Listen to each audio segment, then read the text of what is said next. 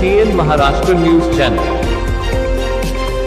राज्यामधील वीर जवान आणि अधिकारी शहीद झाल्यानंतर त्यांच्या वारसांना, वीर मातांना, वीर पत्नींना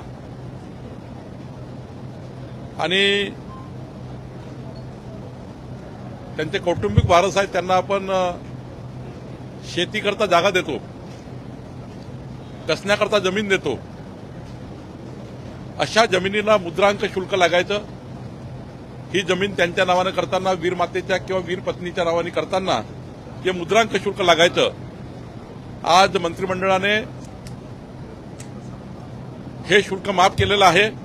आता महसूल खात्याची जमीन वीर माता, वीर पत्नींना किंवा त्यांच्या अधिकृत वारसांना देताना कुठल्याही प्रकारचं मुद्रांक शुल्क लागणार नाही, असा निर्णय देवेंद्र फडणवीसच्या सरकारने आज मंत्रिमंडळात घेतलेला आहे।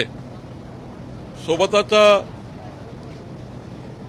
माथेरान या पर्यटन स्थळावर जेव्हा आपण जातो तिथे कुठलीही पार्किंग करता जागा नाही।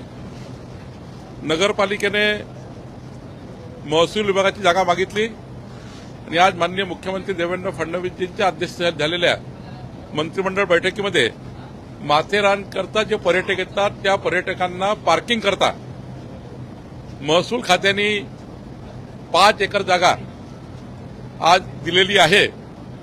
या जागेवर नगरपालिका एक चांगलं पार्किंग उभं करेल असा निर्णय घेतलेला आहे।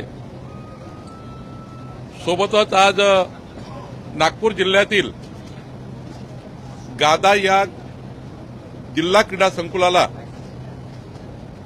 मंत्रिमंडळाने 100 कोटी रुपये गादा क्रीडा संकुलच्या विकासाकरता मंजूर केलेले आहे आणि पुढच्या काळामध्ये मुद्रांक अधिनियमाच्या 2 महत्वाच्या सुधारणा आहे, त्याही सुधारणा आता विधेयकाच्या स्वरूपाने विधिमंडळात आणण्याचाही महसूल खात्याने आज राज्य मंत्रिमंडळात 2 सुधारणा केलेल्या आहेत।